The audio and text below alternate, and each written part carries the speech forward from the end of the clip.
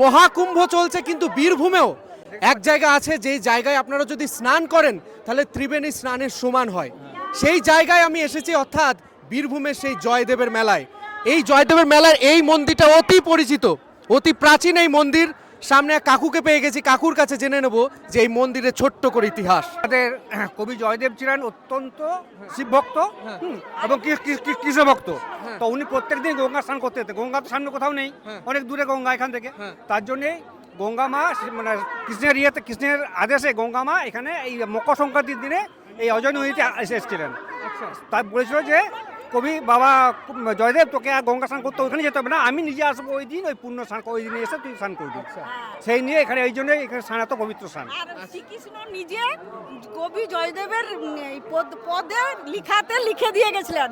উনি সেই পদে মুদারমটা লিখতে পারেননি, ওইটা মুদারম, দেহি পদ পল্লব মুদারম। জয়দেব কোনোদিনই এই মকর সংক্রান্তির দিনে তিনি গঙ্গায় স্নান করতে পারেননি, কারণ এখান থেকে গঙ্গা অনেকটা দূরে। তার জন্য ভগবান শ্রীকৃষ্ণ তারই কথা শুনে সেই গঙ্গা মাকে এখানে পাঠিয়ে দিয়েছিলেন, অর্থাৎ সেই জয়দেবের সেই কেন্দুলিয়ার সেই জায়গায়।